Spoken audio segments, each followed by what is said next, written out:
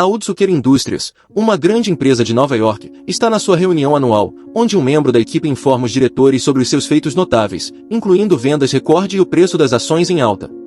São excelentes notícias para todos, mas, por alguma razão, o presidente, Warren Otsuker, está um pouco aborrecido. Numa reviravolta drástica, ele dá uma última tragada no seu charuto e comete o impensável da sua janela. Surpreendentemente, apesar deste trágico incidente, o vice-presidente da empresa, Sidney J. Musburger, não se deixa abater. Ele assume o comando da reunião e muda o foco da direção para as consequências que estão prestes a enfrentar. Sidney menciona que a cota de 51% da Varin está programada para ser vendida ao público em um mês. A preferência do conselho de administração é comprar as ações e manter o controle da empresa, mas não tem os meios financeiros para fazer. Isto deve-se ao facto de os preços das ações serem muito elevados devido ao recente sucesso da empresa. Como resultado, Sidney concebe um plano: terão de reduzir o preço das ações e torná-las mais acessíveis. Para isso, planeja contratar uma pessoa inexperiente como gerente e obrigá-lo a fazer tudo mal. Noutro local, é-nos apresentado nosso protagonista, Norville Barnes, que é um recém-licenciado em gestão. Chega a Nova York com a intenção de encontrar um emprego e ganhar muito dinheiro. Norville acredita que tem a astúcia e a tenacidade necessárias para se tornar um gestor, mas, para sua desilusão, todos os empregos o rejeitam porque exigem 5 anos de experiência. Desanimado, vai-se embora e entra num café. Enquanto toma sua bebida, ele olha para o jornal e fica a saber de uma empresa próspera chamada Indústrias Otsuker. Isto dá-lhe um vislumbre de esperança e ele dirige-se para esse local. Na cena seguinte, Norville chega às Indústrias Otsuker e é contratado como empregado da sala de correio. O departamento está sobrecarregado com responsabilidades agitadas e paga muito pouco, mas Norville não tem outra opção senão aceitar. Pouco tempo depois, um funcionário idoso traz uma carta azul confidencial e muito importante para a sala do correio. Foi enviada por Warner, pouco antes da sua morte. O idoso dá instruções a Norville para entregar a carta diretamente para o nível superior. Quando os outros carteiros veem isto, assustam-se e fogem. Acontece que todos eles têm medo da carta azul, pois é de extrema importância. Norville concorda com relutância e dirige-se para o elevador, mas mesmo aí, os outros empregados ficam a olhar para ele com descrença. Pensam que ele vai ser massacrado hoje. Passado algum tempo, Norville chega finalmente ao topo e dirige-se ao gabinete de Sidney. Mas, surpreendentemente, em vez de entregar a carta, apresenta um papel com um simples círculo desenhado, dizendo que é a sua última invenção. No entanto, não explica os pormenores da mesma. Isto leva Sidney a pensar que Norville é um tolo e, por isso, escolhe-o como procurador para o Otsuker. Mas Norville, que está nervoso, comete uma série de erros. Acidentalmente, pega fogo a primeira página de um documento importante e abre uma janela, fazendo com que as restantes páginas do contrato voem para fora. Ao assistir a este caos, Sidney apressa-se a apanhar os papéis cruciais e vê-se perigosamente perto de cair da janela. Felizmente, Norville consegue agarrar-lhe as pernas a tempo, salvando-lhe a vida. Após estes acontecimentos, vemos Norville, barbeado e com um novo guarda-roupa, sentar-se como o novo presidente das Indústrias Otsuker. A sua estupidez valeu-lhe o cargo mais prestigiado da cidade. Na cena seguinte, um diretor do jornal Manhattan Argus desconfia da decisão de colocar um indivíduo inexperiente no comando de uma empresa tão importante. Para descobrir a verdade, envia uma repórter talentosa e premiada chamada Amy Archer para investigar Norville e descobrir o seu verdadeiro caráter. Mais tarde nesse dia, Amy aproxima-se de Norville, disfarçando-se de mulher sem emprego. Enumera todas as suas qualificações e pede-lhe um emprego. Infelizmente, Norville não lhe dá qualquer atenção, pelo que ela recorre ao plano B. Amy finge desmaiar, deixando sem outra alternativa senão levá-la para o seu escritório. Após se levantar, finge ser da sua cidade natal e até mente que conhece alguns dos seus amigos. Surpreendentemente, isso impressiona Norville e ele contrata-a imediatamente como sua secretária pessoal. A seguir, Amy regressa ao escritório do jornal e escreve a sua história sobre Norville, retratando como é um imbecil. Isto faz com que o preço das ações caia a pique, tal como os membros da direção queriam. Quando Norville lê o artigo de jornal, fica furioso com como é retratado. Sem saber a verdade, dá instruções à sua recém-nomeada secretária para redigir uma resposta ao autor do artigo. Ele também assume que a autora é uma mulher idosa e pouco atraente, uma vez que a sua fotografia não está incluída ao lado da sua assinatura. Ao ouvir isto, Amy fica furiosa, mas controla os seus sentimentos e diz simplesmente sim, chefe. Na mesma noite, infiltra-se secretamente nas Indústrias Otsuker na esperança de descobrir pistas sobre o recém-nomeado presidente. Amy dirige-se ao último andar, que fica logo atrás de um enorme relógio. Lá, ela encontra Moses, um operador de longa data da Torre do Relógio. Ele parece saber tudo sobre o Tsukiri e até reconhece Amy como uma repórter infiltrada. No entanto, revela os pormenores do esquema de Sidney, incluindo a manipulação deliberada do preço das ações para futuras aquisições. Após reunir esta valiosa informação, Amy leva a história ao seu chefe de redação.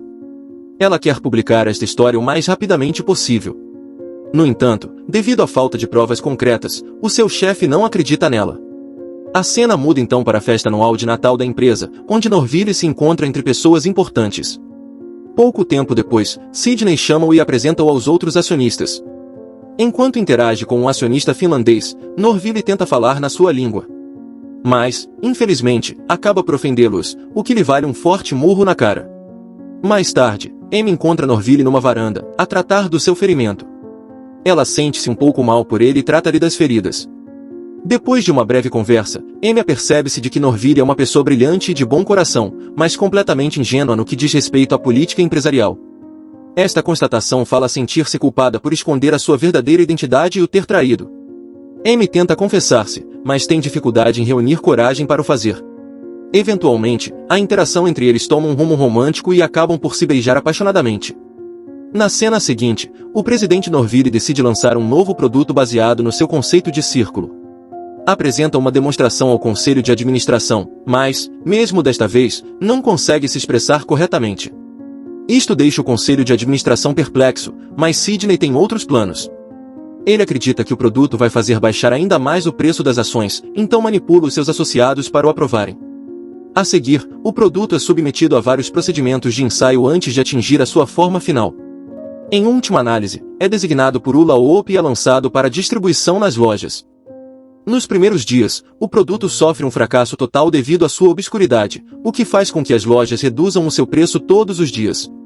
Apesar destes esforços, o produto continua a não ser vendido, os donos das lojas acabam por deitar os artigos para a rua, oferecendo-os gratuitamente. Um dia, uma criança descobre o bambolê e começa a brincar com ele de forma inocente. Coloca-o à volta da cintura e balança-o de forma correta, tal como Norville esperava. Surpreendentemente, isso chama a atenção de várias outras crianças, que rapidamente correm para as lojas próximas para comprarem o seu, dando início às vendas. Com o tempo, o produto ganha popularidade, tornando-se um brinquedo muito apreciado não só pelas crianças, mas também pelos adultos. O bambolê revoluciona o mercado, atraindo a atenção da imprensa e entrevistas com Norville. Ele até recebe uma chamada de felicitações do presidente do país, elogiando a sua ideia genial. Este imenso sucesso resulta em lucros substanciais para o Tsukiri Industries, fazendo com que o preço das ações suba para níveis sem precedentes. Infelizmente, isto traz problemas para os membros da direção, que venderam a maioria das suas ações, partindo do princípio que as poderiam comprar de novo a um preço mais baixo. À medida que o sucesso aumenta, Norville torna-se arrogante e indiferente, como um típico homem de negócios. Um dia, Amy confronta-o num excesso de raiva, expressando seu desapontamento com a sua decisão de despedir 80% da força de trabalho. Ela parece ter se apaixonado por ele, e pede-lhe que volte a contratar as pessoas. No entanto, Norville ignora-a sem rodeios, dizendo, "Posso fazer o que eu quiser." Ao ouvir isto, Amy fica furiosa e demite-se do seu cargo. Norville nem sequer tenta impedi-la. Passado algum tempo, um ascensorista aproxima-se dele, entusiasmado, que diz ter uma nova invenção. Ele mostra o seu produto, a que chama palha dobrada, mas Norville despede-o rudemente sem o deixar explicar-se. Mais tarde nessa noite, um empregado de limpeza da Utsukir chamado Aloysius descobre a verdadeira identidade de Amy. E informa imediatamente Sidney, que por sua vez o revela a Norville. O vice-presidente revela que Amy escreveu um artigo de jornal contra Norville, apesar dos seus esforços. O vice-presidente diz-lhe que a sua identidade é falsa, o jornal Argus está desejoso de o publicar. Para agravar a situação, o ascensorista despedido anteriormente, afirma agora que Norville lhe roubou a ideia do bambolê. Sidney sublinha os erros de Norville e partilha um ditado: um empresário nunca deve contratar um prisioneiro e não deve oferecer segundas oportunidades. Afirma que Norville, apesar de ter tido uma breve ascensão, está destinado a uma queda acentuada, sugerindo que em breve perderá o seu cargo nas indústrias Utsukir. No entanto, é revelado que tudo isto faz parte do esquema dos membros da direção para expulsar Norville da empresa. Além disso, contratam um psiquiatra, que declara Norville mentalmente instável e recomenda o seu internamento no hospital psiquiátrico local. O conselho de administração acredita que a notícia de que Norville está internado num hospital psiquiátrico baixará sem dúvida o preço das ações, permitindo-lhes recuperar o controle da empresa. Pensando que toda a esperança está perdida, Norville dirige-se a um bar e começa a afogar as suas mágoas em álcool. Poucos momentos depois, Amy aproxima-se dele e exprime os seus remorsos por o trair. Ela pede uma segunda oportunidade para fazer as pazes, mas Norville vai-se embora com o coração pesado, destroçado pela traição. Mais tarde, dirige-se ao topo do edifício e reflete profundamente sobre a sua vida.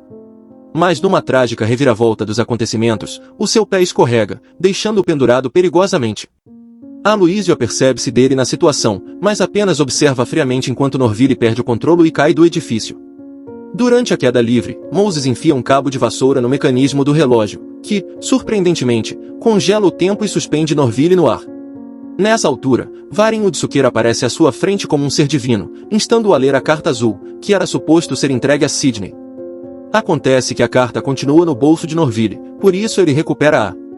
Ele então lê a carta, que revela a verdade de que Varen, apesar de seu aparente sucesso, nunca foi verdadeiramente feliz, porque tinha afastado a mulher de quem gostava muito. Além disso, a carta revela que Varen pretendia que as suas ações passassem para o seu sucessor imediato como presidente, em vez de serem vendidas ao público. Esta decisão foi tomada para permitir que o novo presidente opere a empresa sem a interferência de outros acionistas. O sucessor teria sido Sidney, mas sem saber disso, ele prosseguiu com seu esquema para instalar Norville como presidente. No meio de tudo isto, Aloysius investiga a razão pela qual Norville ainda não caiu. H. Moisés desce as escadas e os dois começam a discutir.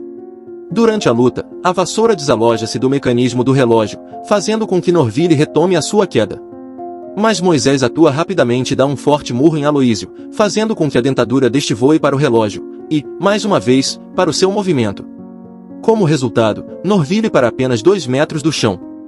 Assim que o relógio recomeça a andar, aterriza em segurança no chão e corre para o bar.